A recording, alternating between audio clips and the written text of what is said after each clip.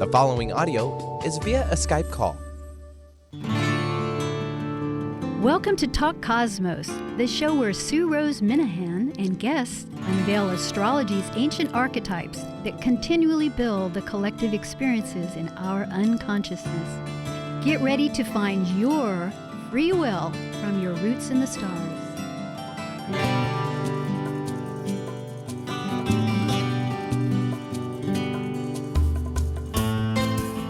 Hello again from Sue Rose Minahan, and it's Talk Cosmos on 1150 AM radio. Once again, we're speaking of Aries. It's the beginning of the archetypes. The archetypes include the first house of the zodiac, the horoscope, the planet that the sign rules. And right now, the sun, in its wonderful cycle of orbits, is visiting Aries, our beginning, our motion that we thrust forward, and why that aligns with our seeds. Archetypes reflect the cosmos, that form, and the unseen is the cosmos as they intertwine in the manifestations that we have in this world. And the archetypes, Carl Jung, this is recapping a little bit from last time, but we may have new listeners, and we welcome you to 1150 KKNW. They're collective unconsciousness. They're from our past. We keep rebuilding them. It's part of our humanity's experience that we keep dialoguing with. So in this archetypal, it's Aries and Mars, as Mars is that influential planet that connects with Aries, that strength and that seed that pushes through to keep going, because going through things is not always just a simple click of the TV that sometimes the mental can get caught up in. It's a real experience, and that's what Aries wants. It's fire. It wants experience, and that's how it lives. That's how it sees. It's an instinctive sign. Today, as of right now, we have two planets that are very prominent in our influential sphere. One is Uranus. It's an outer planet, and it has lived in this sign for 7 years, since 2010, affecting a lot of influences. Remember, it's influences. We have free will, and we cause whatever effects. And it is handing its torch, you might say, to Chiron, because next week, Chiron, which has a very amazing characteristic that I will expand a bit on before I introduce our guest, will be visiting, orbiting, you might say, the cycle, a 4.5-year cycle in Aries also.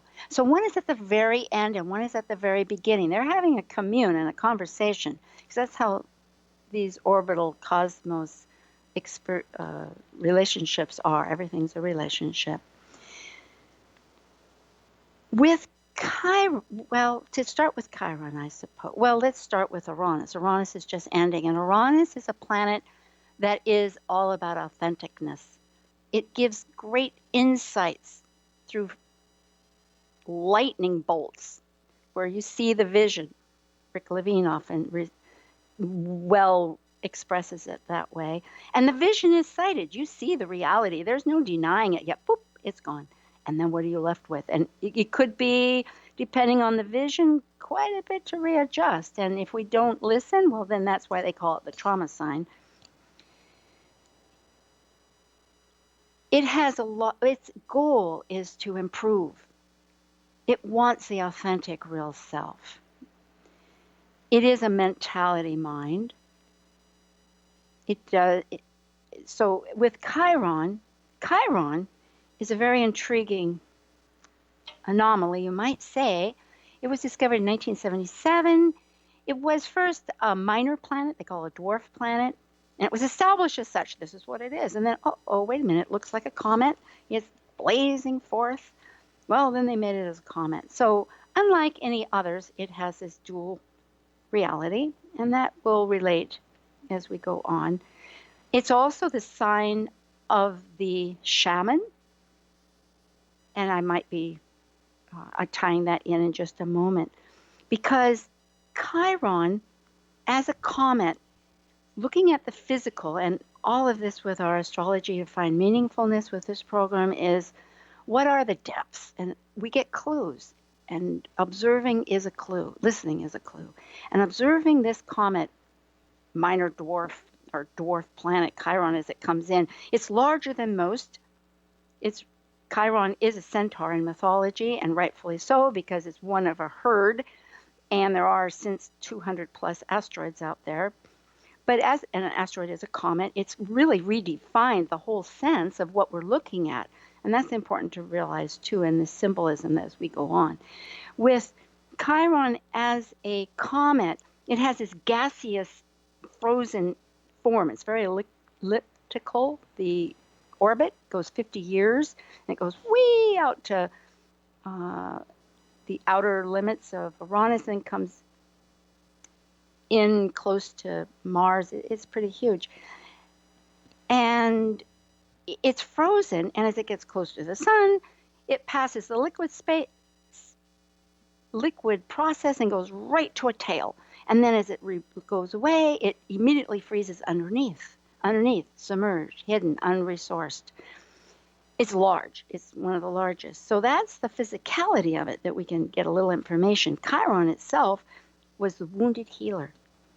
And Chiron is the wheel of initiation, which really relates to Aries. Melanie Reinhardt, who wrote the wonderful book, Chiron and the Healing Journey, that is a real resource to reflect and check on, introduced Chiron as such, the wheel of initiation. Aries, initiation, they are together. It is our time.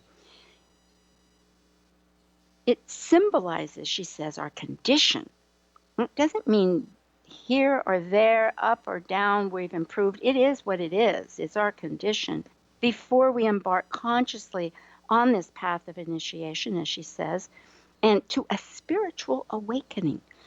And really the whole matter is, it relates with, in that mythology of Saturn saying that we have responsibility for our inner life, because who else is going to take care of it, right?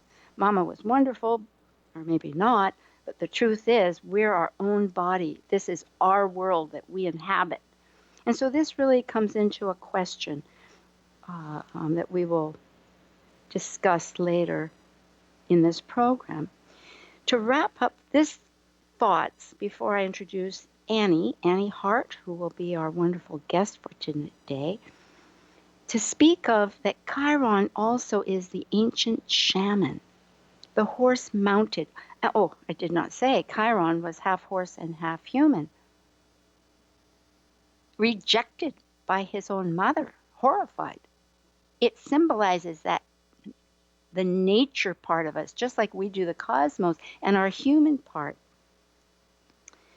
There's some thought that maybe there were ancient horsemen from Eurasia, along with some Sagittarians, and speaking. But the symbolism is what we're really working on here.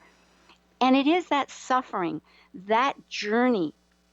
And the suffering not only being rejected, because according to the myth, the Greek myth, Chiron was his foster father was Apollo, the god of the sun, identity, self. And he learned many, many things and was a great healer, a great teacher to the gods. Music, wisdom, he was a prophet, physician, teacher. Hercules was one of his students, and there was a party of celebration. This is one way that the myth goes. And the centaurs got excited when they smelled the wine and stampeded, and Hercules' arrow fell upon Chiron's leg, his animal leg. And he was wounded, and being a demigod, he could not heal himself. This pain, we have pains. All of us have some part of us that seemingly is inaccessible. We see it, we dream of it, we know it. Sometimes we don't really know it. And I can say that just for this show, I've dreamt my own dreams, and yet coming upon this particular show manages to give that platform. My own Chiron is in Sag, in the third house, and that might be Greek to some of you, but it does have to do about beliefs and belief structures, finding the patterns of life and communicating them. And voila, here we are. So for myself, it's quite a learning adventure. And with Chiron, all of us have something that we want to seek. That's our true identity deep down. Aries will be an initiation. So I think I'll bring up Chiron later. And at this point, I want to introduce Annie. Annie's a brave and a sensitive soul. And I thank you, Annie Hart. She's a spiritual coach, a counselor, a realtor, and an individual who awakened to her true authentic identity as a female. She broke in an Arian, that's Aries, venture, in that fourth motion going forward. And true to those insights of Uranus, that outer planet of lightning bolts, vision, offering her a sudden vision of her authenticity. I hope I said that well. Authenticness, it awakens us to the freedom of our real self. Especially now, as I said, there is that great commune celebration between the two planets, Uranus and Chiron, that energetically we're all going to be experiencing if we haven't already, because it sheds later. And I'll take a few moments to read a letter that she had written as part of a bio.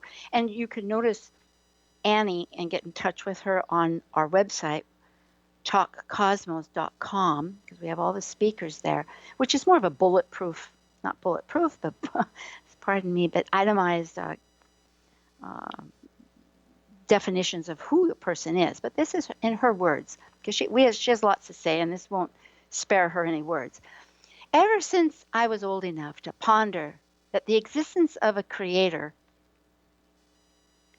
because this is reading in the third place, but I will change it, was driven by an unquenchable thirst to know and to be in relationship with what was called God.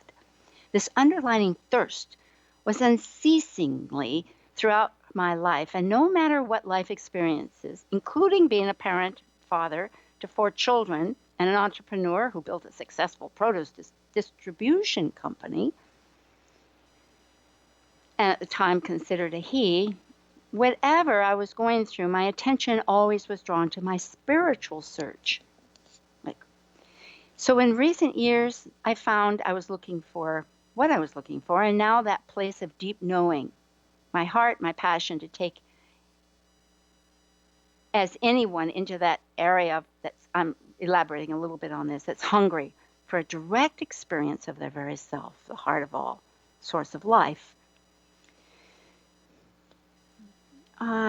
So essentially, Annie says, because I'm about to finish this, because you've listened well enough to me, uncovering and rediscovering my authentic gender to be female, I transitioned from my former male identity to that of Annie Hart.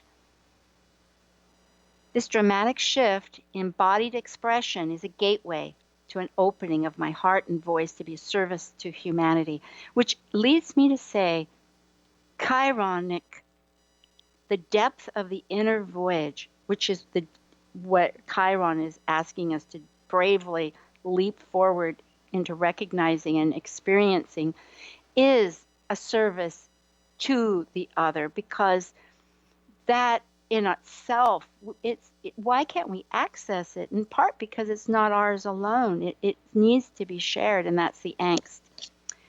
Okay, Annie, hello, and thank you. I sure welcome you. Hello, Sue. Thank you for having me. I'm really excited to be here and to share with everyone who's listening. Indeed. We have spoken on various ideas of the spiritual journey, and it really relates strongly with your sudden realization and your willingness, and not just willingness. I think it's beyond that. As you were saying, it's really that unparalleled need that is the path, and there's no turning away from it. And for the purpose, perhaps you can expound on what that freedom to really be personified in the totality of this new expression your path has allowed you. Yeah, I'd be happy to. So as you read in the bio intro there, my lifelong hair on fire, the thing that wouldn't leave me alone no matter what was going on in my experiencing, was this passion to know the truth of the nature of reality, if you will. So when that was discovered, what many have called enlightenment, self-awareness, self-realization, etc., after that, there was such bliss that I spent most of my time, even while I was doing activity was doing through me, I was able to access the meditative state, the state of, it's not a state, but pure being, like the natural ease that is our natural state prior to thought, and that is unaffected by thought. It's always accessible in the heart, and it's a felt sense of presence. And to boil it down into simple terms that people might be able to get in touch with for themselves is, as you could ask yourself the question, and it's not a question for the mind, but it's, how do you know that you exist? That sense of existence is not conceptual, and it doesn't provide any information for the mind. It bypasses the mind and goes right to the core of our being, which is inseparable from and the same as and came out of the one heart. So I would go there. The angst that I felt at that point after awakening was, it became increasingly difficult to be in a body, to be in this dense realm, because the appearance, I mean, let's face it, most of the human experience throughout the history of human consciousness on this planet has been one of suffering. And as the Buddha and many others have pointed out, the nature of existence is inextricably linked with suffering.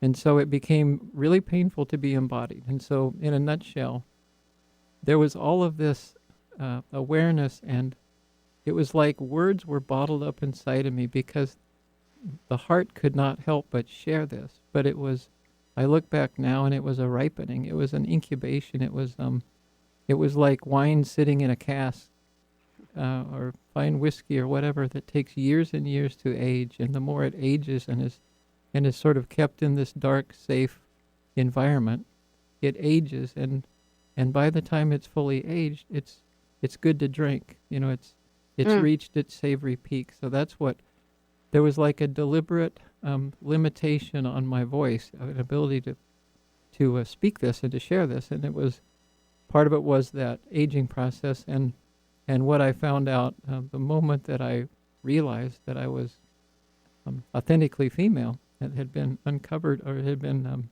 covered up most of my life and didn't have access to. Once the female identity came, it put everything in alignment, if you will. Everything chinked into place for the integration, the embodiment of the divine in form. And so that, at that instant, and it was a very explosive, instantaneous moment, I felt like my voice opened up, my heart cracked wide open, and I could feel depths of emotion and love and things that I hadn't been able to access. And so congruent with the opening of the heart was also the opening of the voice. And so again, it was still not the full ripeness and time to share, but within the last year especially, there's the voice is wide open and flow with the heart. And so I'm here sharing. Yes, you are, and I am glad of it. You know, it is really a matter to recognize about the vessel. On the one hand, a person could say, well, it is that vessel, and that's what it is. But the reality is that the vessel is only a shape, a container. And it goes deeper. I know that you were talking. I mean, what I'm trying to say is it's that what's making up the container is also important. It's a whole totality, a unification.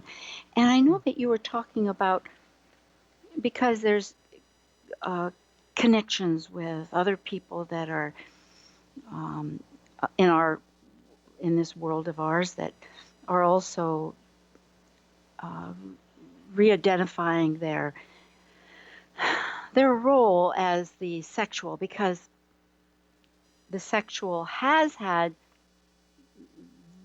from ancient times, uh, what our form was made a difference. You have to fight the mastodons, like I was Mm-hmm. mentioning once, and the women, birthing the little babies would try to find the food, and so the roles were set. And then as people got together, it was also the strength and these things. But now, as we evolve, there is increasingly mental. And I was listening to one of your talks, and it reminded me too of this fifth dimension of space, which we all are aware of. Even Mars, time, the ruling planet or influential of Aries right now. I mean, NASA, I keep getting these space com blurbs daily on my computer, and it says that we're rocketing off to Mars pretty soon. So in a very Aryan fashion. Um, so what I'm getting at is we are really, many forms, looking as to what is our reality now. How can we increase this spatial out of just what physicality? Because we are part of physicality. We can't deny that, and that's again something we need to unify. So I'm asking a couple of things, or just expressing some things here for you to expound on. Because so in one hand, it would be what the community of others that are in questioning not questioning, but realigning their identity, Mm-hmm. as whether they're gay and as you said, now being called queer, which is hard. It had such a bad connotation at one time, but if that is acceptable, as you say. So because they're looking at identity as broader, a broader view. Mm-hmm. Am I making, is that Mm-hmm. registered? Okay. Yeah. So I'll address that. So first of all, I want to put everything in context. So I'm going to do this as quickly as possible. All of reality is like it goes from the absolute infinite down to the minutest particle. So that's the nature of everything that is. And so when I talk about the absolute, that's synonymous with all that is, the one infinite creator that contains and is everything. And so if you imagine looking through a telephoto lens, and you're zoomed out all the way, and that is the absolute, and that's what's accessible in meditation, and any time actually that the mind is still. There's the actual experience of that, because without thought there's no limitation, because it's our world only makes sense in terms of languaging, experience of close in. So now we're going to go from the zoom lens we're going to zoom into one planet of one of infinite universes. And then in that planet, we're narrowing it down to a timeline of the 21st century and further down. So all that to say that what we're talking about in terms of gender is one aspect of the personality, which is a subset of how the infinite expresses itself in body. And so you were talking about the awakening of the planet. The awakening, first of all, has to happen internally. It's the awakening of the connection, the knowing that you're not separate from the source out of which you came. Now, from that place, from the place of awakeness, awareness of what you are, then you can put yourself as an individuated portion, one out of infinity, an experiencer of the infinite in form. So now you have a context and a sense of well-being about who you are as an individual. You no longer see yourself as separate from all of creation. So now we zoom into the relative experience after awakening. And gender identity is one of countless parts of our identity. One of the reasons why it's up so much right now is because human consciousness has evolved to the point where we're beginning to uncover more and more of the vastness of infinity embodied, and it's the layers are infinite. So up Yes. until now, there's been a very tight definition of gender roles, and like you said, there was a biological, environmental imperative for there to be a distinction between two distinct genders, and the attributes of they were pretty clearly defined attributes and expectations of each gender. We're now at a time where it's not as relevant. There doesn't the cooperation between the genders is it's changed how it was. We see males that are staying home with children and vice versa, and everybody in the workplace. And now, what's the phenomenon that we're seeing right now is there are thousands, if not millions, of young people born who are incarnated and are now maybe in the from a few years old up into the teen years and older, that are questioning. It's naturally arising that, now wait a minute, I don't know that I can really pin my identity of who I am in a body. I don't know that I can really pin that down to a this or a that. And so there's new terms have had to come out to explain this phenomenon, if you will. This deeper knowing, this vaster understanding of infinity embodied in the relative of where we are now. So new terms such as gender non-binary. These are beings who they see that gender identity in human beings is not this or that. It's a spectrum from one to the other, like as male as you can get and as female as you can get, and Yes. everything in between. Each of us, whether we identify as male or female, have attributes that look like or that are common to it all. So there's Oh, a thank blending you. of that. And so, Yes. and so that's part of the reason, if you will, why that's showing up is because in mass, humans being on the planet Earth are awakening, and it's like popcorn popping, and it starts out just a pop now and then, and you think that there's the thing is a dud, it's not going to pop anymore, and all of a sudden you hear pop, pop, pop, pop, pop, pop, pop, pop, pop, pop. No. So the acceleration of that is happening now, and those of us who are awake are here in service to that. Oh, Annie, thank you. 100%.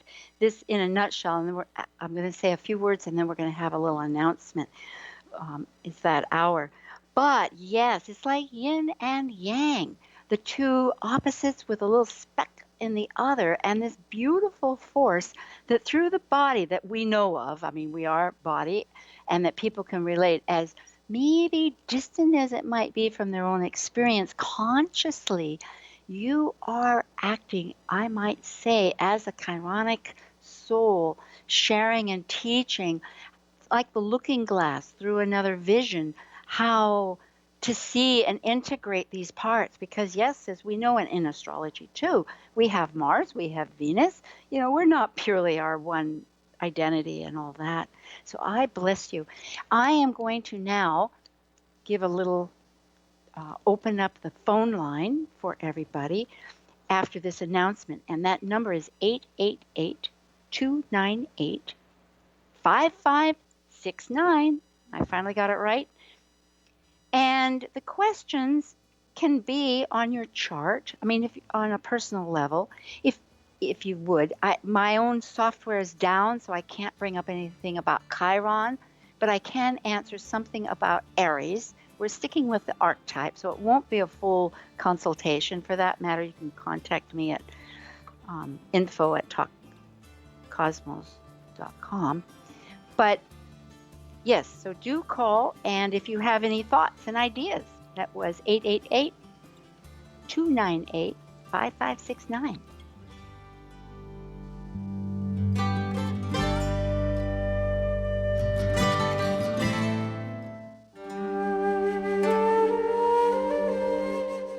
While we take a break from this week's edition of Talk Cosmos, let's take a look at this cycle's archetype. We're currently in the period of Aries. By leaving a cycle based upon completion, the energy of Aries sparks initiation, creating action to separate into a new cycle of life. It's a fire sign, which means it will involve great emotion.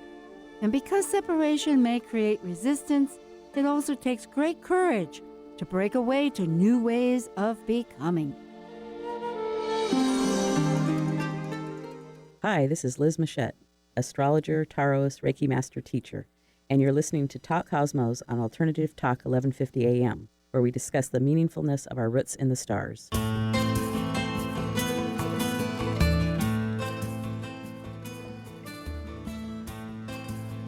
Hello, we're back again, and that number is 888-298-5569.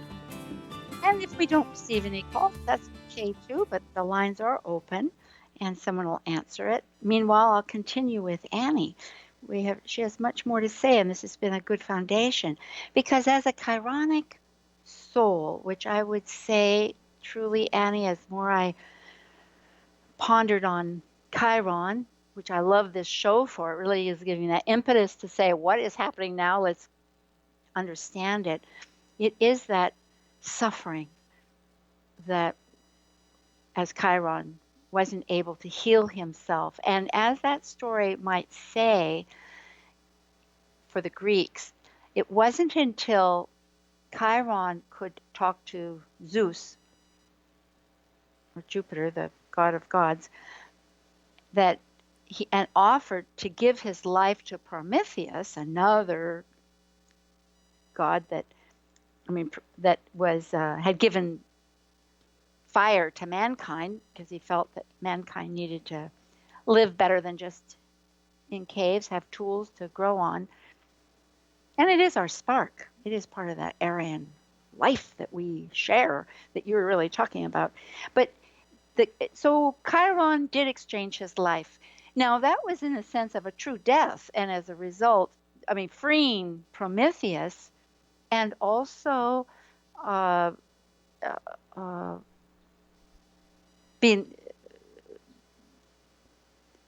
releasing himself from this pain. So the fact is, there is a real break, just like the Aryan way.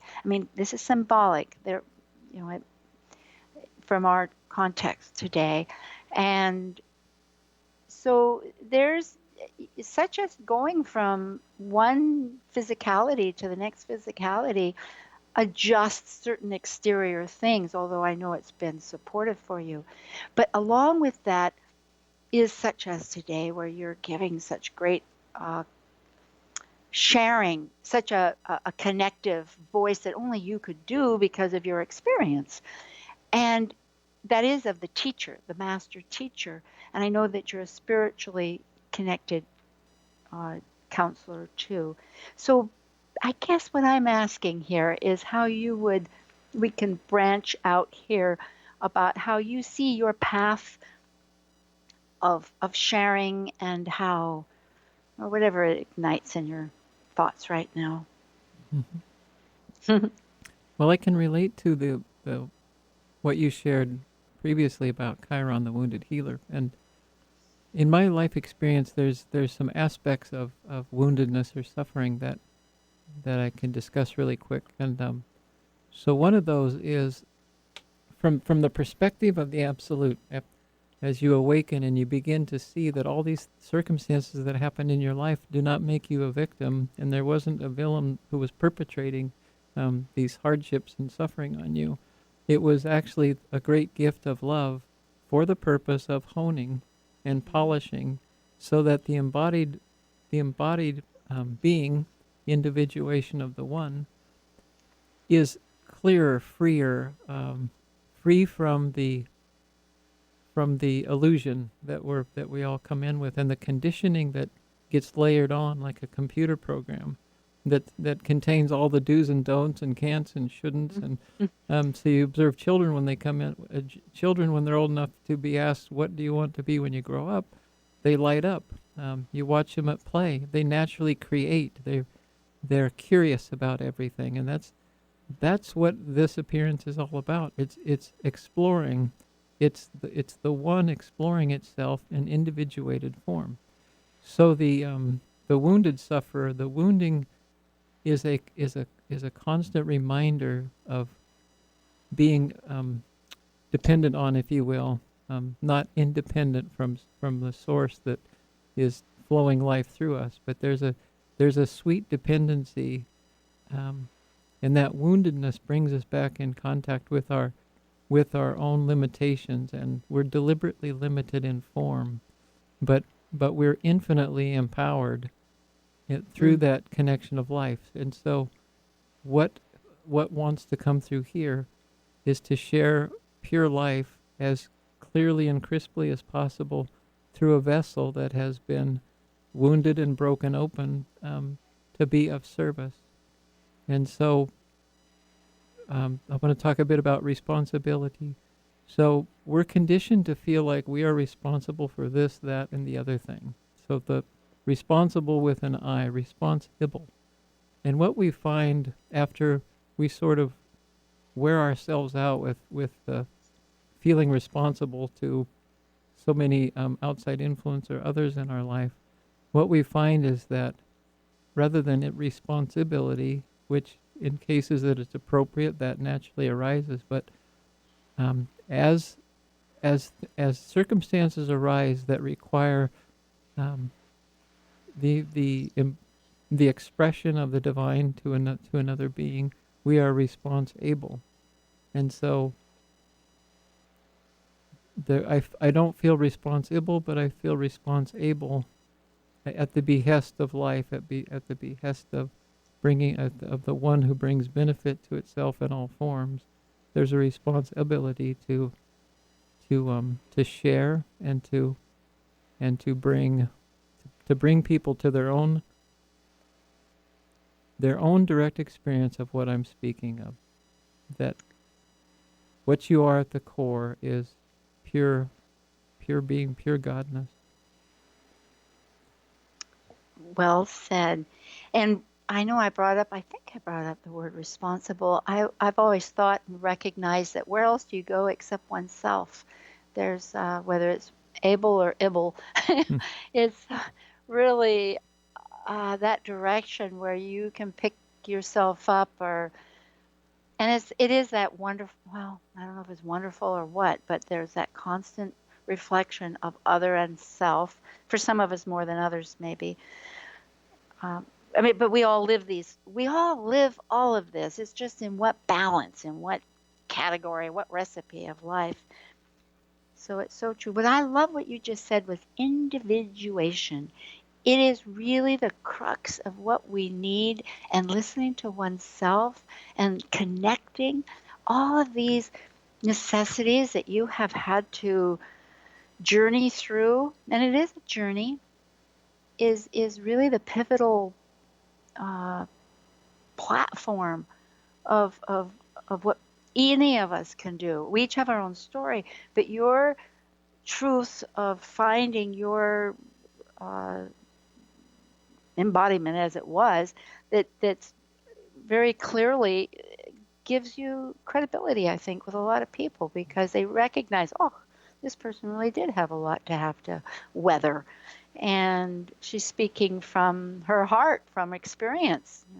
It's the truth here of knowledge. I mean, truth is relative, except for cosmos. I mean, there is truth of the sun rises, the sun sets, we orbit the sun. Mm-hmm. There are things like that. Mm-hmm. So when you're talking about the self, like I want to make a distinction between how I see the self. So I oftentimes refer to the self of all, the one self, the absolute infinite creator God, all that is. That's like capital S self to me. And many of the masters from past millennia have used that term interchangeably, and it was sort of the favorite term of many of them for the self. There's also a small s self, and that would be the capital S self individuated and expressing itself in form. And so we stream in with the only thing we're aware of is the small s self. Like it's me, myself, and I, and I'm all alone, and I'm separated from my source. When we're old enough to sort of give voice to that, that is in a nutshell, that's the angst of human beings who are asleep prior to awakening. When one realizes the self, capital S self, everything is seen in that perspective. So when we talk about we have to do something, I have to do something myself. If we're coming from the place of the little s self, it will be nothing but frustration, because there's not, it's like being unplugged. It's like a live rose is alive because it's connected to the soil, the earth, the nutrients. When we imagine ourselves to be a separate small s self, in effect, what we've done in our experiencing of life is, it's like the live plant cut off. Our experiencing of life then is all conceptual, and it's all contained in the mind, and it's not juicy. It's not connected to the juice. So as we come back, as we come into touch that we're not only the little s self, we're not lost, we're not separate. We are, in fact, the embodiment of the capital S self. Everything takes on a new dimension and a new a sense of empowerment, but not personal empowerment, like I'm so powerful I'm going to go blast something. It's being plugged into the universal generator, the universal life force that flows through us. So from that place is where we can actually be a benefit to the other selves that are inseparable from us as well. And to the extent that they're in remembrance of or awareness of, they're not only the little s self of an individual, they are the capital S self. And then we have a context by which to see each other from that perspective. And that's unity consciousness, if you will. Yes, it is. Yes, and with astrology too, and the archetypes, this relationship, and one way they've often put is that we're the ocean, and each of us is a wave in the ocean. Mm-hmm. So, good analogy.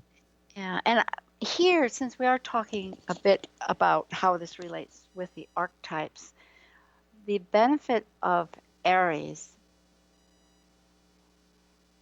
is that there are always new starts. We have this continual cycle that repeats. It's a kaleidoscope.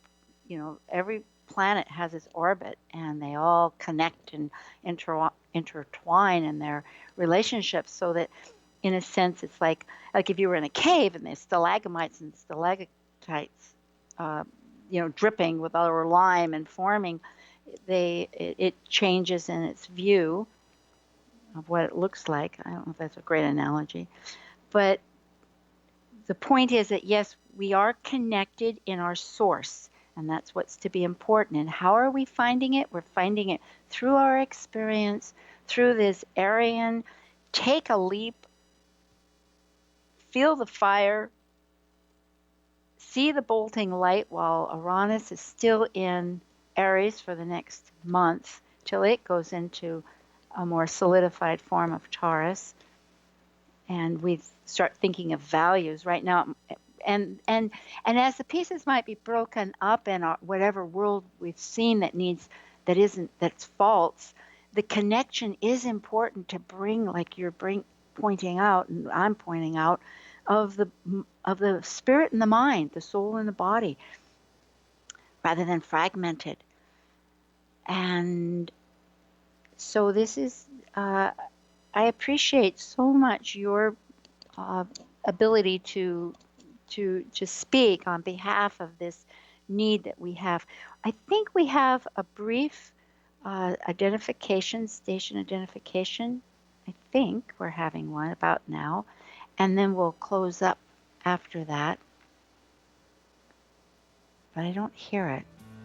Oh.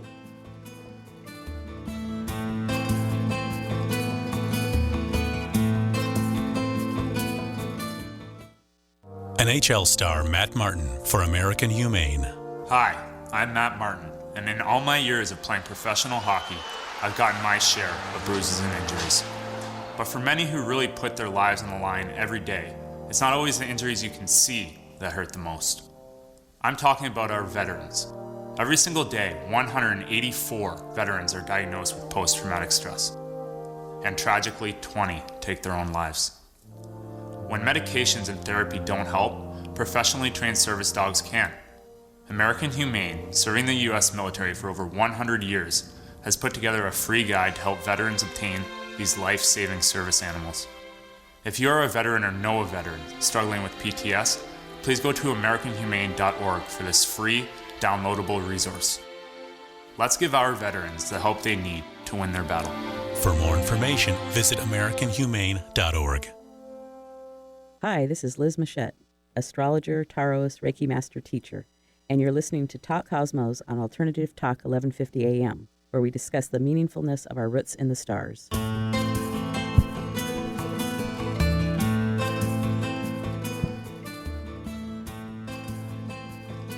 Oh boy, I sure love these public service announcements that KKNW comes out with. They're just marvelous. Because really, the warrior is the epitome also of this form of the double-edged sword that comes along and hurts, must cut, and then in ourself is cut too. Well, blessings to them. And the lines are closed. We will continue next week with a show. Annie and I will continue, but just to announce that next week we'll begin Taurus. The sun orbits its cycle of Taurus, and that will be 5 weeks.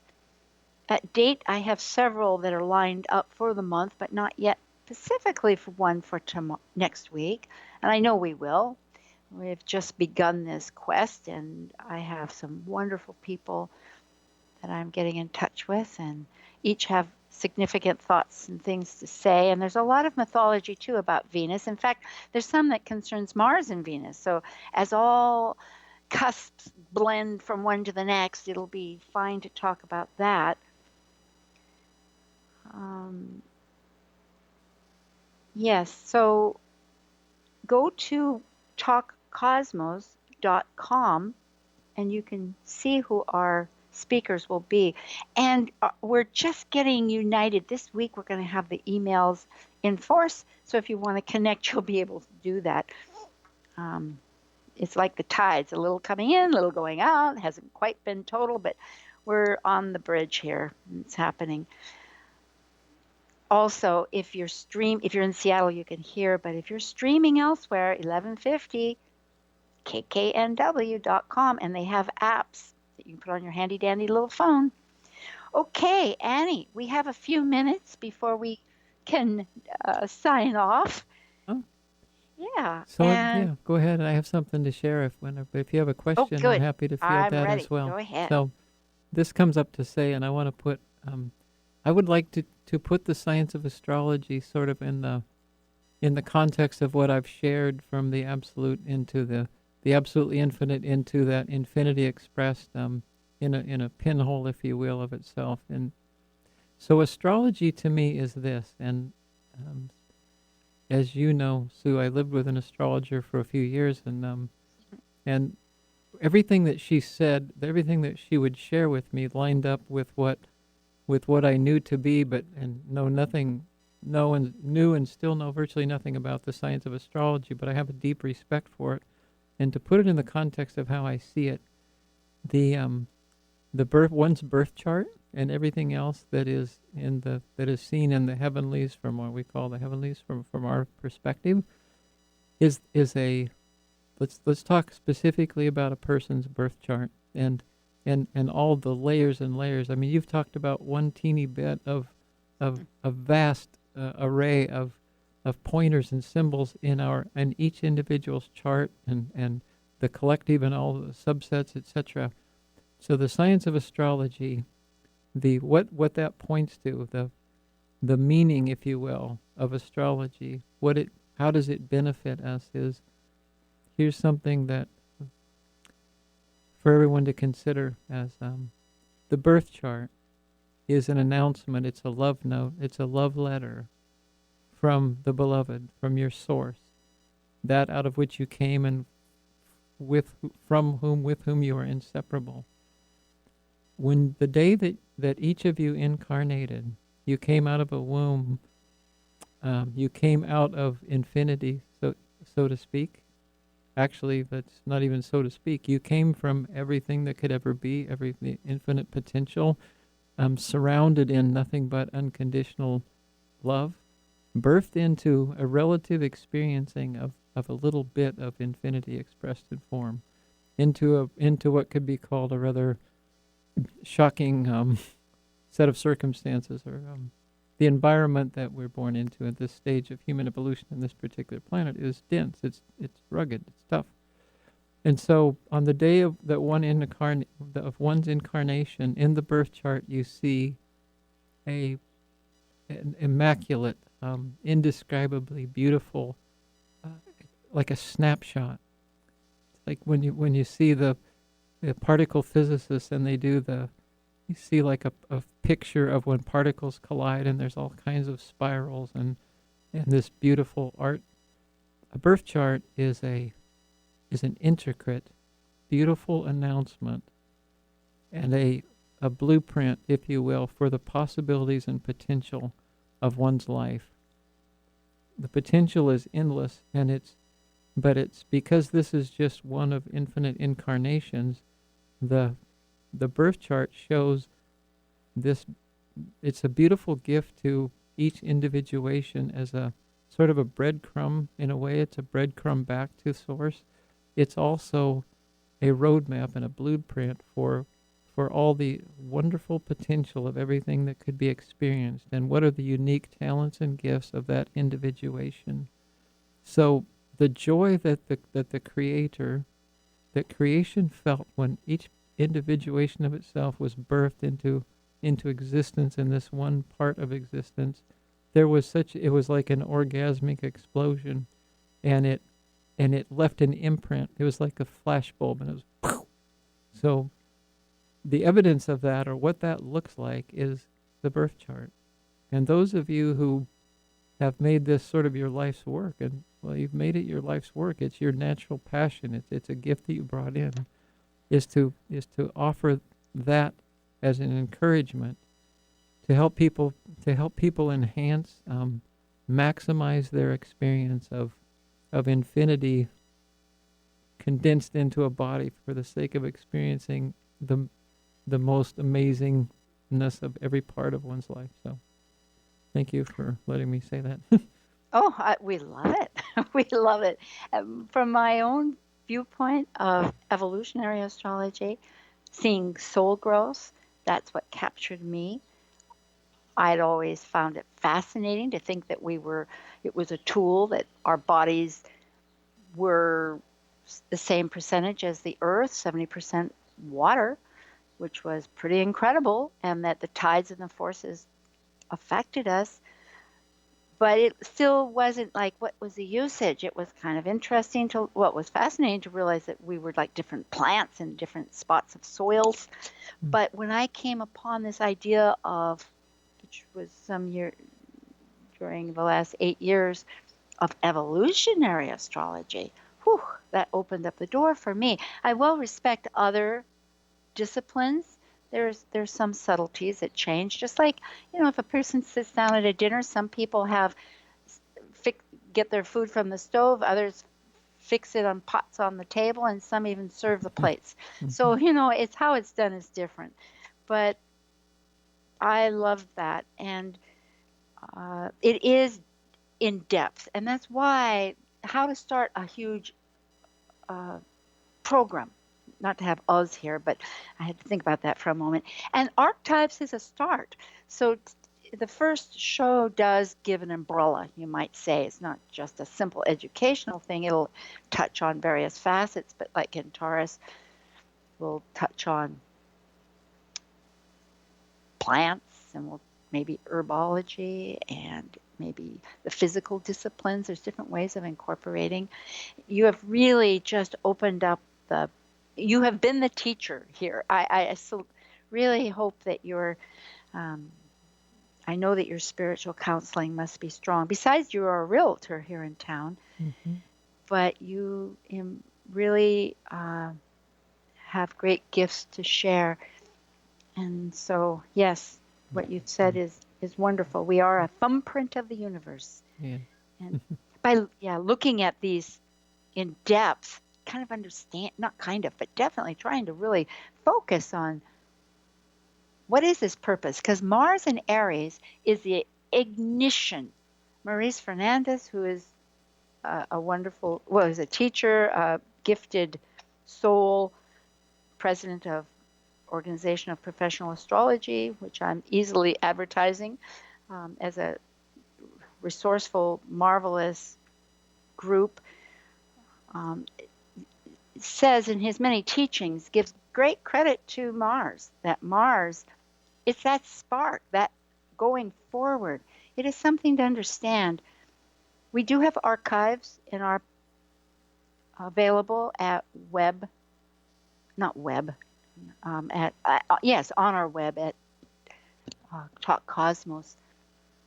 It's under the radio programs. So whether it's Annie's talk or Liz's last week about Aries, please feel free to, well, enjoy.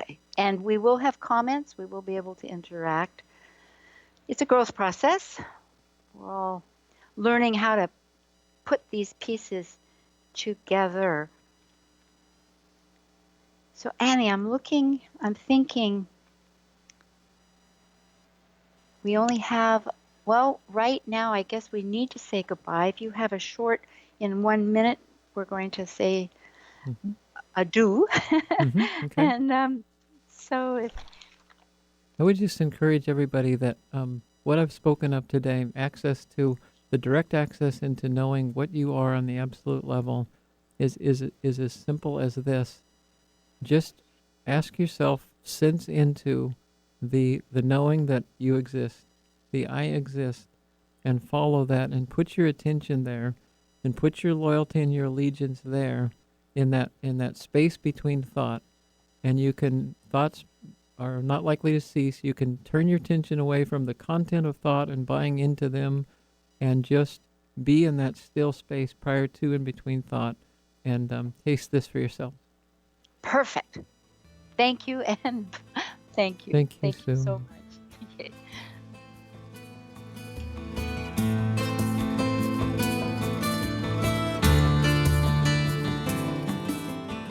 Thank you for listening to Talk Cosmos, the show where Sue Rose Minahan and guests unveil astrology's ancient archetypes that continually build the collective experiences in our unconsciousness. Be sure to tune in next Saturday at 6 p.m. to continue finding your roots in the stars.